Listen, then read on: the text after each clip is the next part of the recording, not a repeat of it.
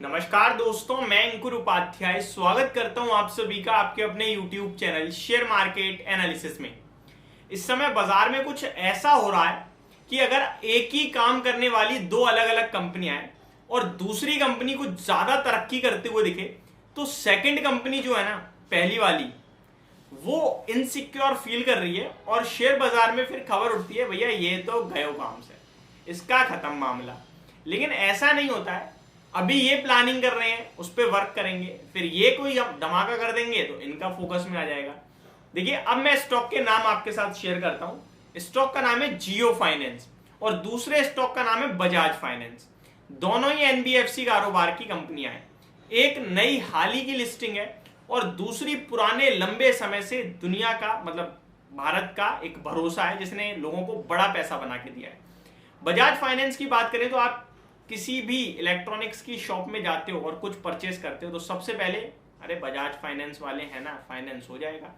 Mobile ले लो, fridge ले लो, AC ले लो, टीवी ले लो, जो मर्जी इलेक्ट्रिक के प्रोडक्ट में बड़ा सामान लेने जाते हो जब दुकान पे, तो सबसे पहले आपको पहली जो प्रेफर्ड पिक रहती है वो बजाज फाइनेंस रहती है। आपकी नहीं, उस दुकान वाले की आपके लिए, कि भैया है ना हमारे पास, बैठा है, फाइनेंस कर देगा आपका तुरंत। और इन्होंने बहुत तगड़ा मार्केट पकड़ रखा है और इन्होंने अनाउंसमेंट ये भी कर दी है कि आने वाले 2-3 सालों में ये 4 व्हीलर का फाइनेंस भी करना शुरू करेंगे। अब वो कब होगा वो तो पता नहीं, लेकिन कंपनी ने अभी हाल ही में एक अनाउंसमेंट करी थी फंड रेजिंग को लेकर। कंपनी ने फंड रेज करा 10,000 करोड़ रुपए का। कल बोर्ड मीटिंग थी, अनाउंसमेंट आ गई, ये सारी डिटेल भी सामने आ गई है।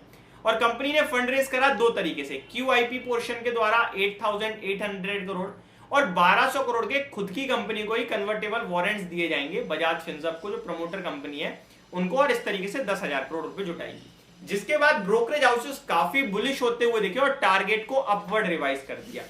और बजाज फाइनेंस की हिस्ट्री ये कहती है कि कंपनी ने जब जब फंड रेज करा है तब तब इन्हें मार्केट में ग्रोथ दिखती है और इसीलिए ये फंड रेज करते हैं। और अभी फंड रेज कराए देन डेफिनेटली कुछ तो इंटरेस्टिंग पक रहा है। और कंपनी ने रिसेंटली 4 व्हीलर को फाइनेंस करने की बात भी करी है, शायद इसीलिए हो रहा हो। एक और इंटरेस्टिंग चीज ये आते हुए दिख रही है यहाँ पे कि मार्केट में जियो फाइनेंस जो अभी बाजार में नहीं उतरी है उसमें कुछ इंटरेस्टिंग हो ही नहीं रहा है। शुरुआती 10-15 ट्रेडिंग सेशन तो काफी वॉलेटाइल रहा है स्टॉक, मजा आया लोगों को, उसके बाद सुस्त हो गया है, बिल्कुल धीरे धीरे नीचे फिसलता जा रहा है। अब ऐसे में क्या करें, ये अपने आप में सबसे बड़ा सवाल हो गया है। चलिए समझते हैं और जानने की कोशिश करते हैं। देखिए, बाजार में कंपटीशन होना बहुत अच्छा है। जितना ज्यादा कंपटीशन उतनी ज्यादा ग्रोथ है, क्योंकि आप हमेशा नोटिस करोगे कंपटीशन उसी जगह होता है जहां ग्रोथ होती है, डिमांड होती है। मान के चलो आपके आजू बाजू 10 जनरल स्टोर है, ठीक है जी, और एक किसी की इलेक्ट्रिकल की शॉप है और वो ही नहीं चल रही तो दूसरा क्यों खोलेगा? 10 जनरल स्टोर है, 10 चल रहे हैं तो 11वां जनरल स्टोर ही आएगा। ये एक बहुत छोटे लेवल का बहुत ही सिंपल सा एग्जांपल है। बहुत से लोग इसे क्रिटिसाइज भी कर सकते हैं, ये 10 पहले से ही है, अरे 11वीं कुछ इलेक्ट्रिकल ही बोल लो। मैं आपको बता रहा हूं, लेकिन एक्चुअल में फैक्ट यही है कि जिस जगह ग्रोथ होती है उसी जगह बंदा घूमता है। एक अपने शेयर बाजार से जुड़ा एग्जांपल दूंगा। ब्रोकिंग इंडस्ट्री में कितने बड़े बड़े प्लेयर हैं। ज़ीरोधा सबसे बड़ा मार्केट शेयर, फिर अपस्टॉक आ गया, एंजल वन आ गया, ICICI डायरेक्ट आ गया, सिक्योरिटीज आ गया। लेकिन उसके बाद भी आए दिन नया ब्रोकर पैदा हो रहा है ना। क्यों हो रहा है? क्योंकि इन्हें दिख रहा है भैया बाजार में 3-5% लोग अभी खुल रहे हैं, जागरूक हो रहा है भारत फाइनेंस के मामले में, बहुत सारे डीमेट अकाउंट खुलने हैं, जितना मार्केट पकड़ सकते हो पकड़ दो। पॉपुलेशन के मामले में नंबर 1 है हम लोग, तो आ रहे हैं लोग इंडस्ट्री में। ब्रोकिंग ऐसा तो नहीं कि नया ब्रोकर पैदा नहीं हो रहा, हर दूसरे दिन एक नया ब्रोकर पैदा हो रहा है। तो ये आपको दर्शाता है कि जिस इंडस्ट्री में ग्रोथ होती है ना, उस इंडस्ट्री में कंपटीशन बढ़ता है। अब जियो फाइनेंस की बात करें तो भैया अभी तो शेर शांत बैठा है, मोटा भाई का नाम जुड़ा है इस कंपनी के साथ, ये हल्के में मत लेना इसे कभी भी। जियो फाइनेंस जब अनाउंसमेंट करेगा ना, तूफानी रफ्तार में भागेगा। और आगे पीछे हो गया, आपको एक चीज जो बिल्कुल नहीं भूलनी है वो ये कि 1,20,000 करोड़ की तो इक्विटी है। उस इक्विटी की वैल्यू अभी जरूर कम हुई है क्योंकि खुद रिलायंस का शेयर ही नीचे चला गया है। लेकिन मैं इतना जरूर कहता हूं कि रिलायंस और जियो फाइनेंस दोनों में पैसा लगाने का समय है। दोनों स्टॉक्स बड़ा पैसा बना के देंगे। जियो फाइनेंस 225 रुपए पे खोने के लिए ज्यादा कुछ नहीं है। 200 रुपए हो सकता है नो डाउट, 180 भी हो सकता है, लेकिन वो लेने का मौका होगा।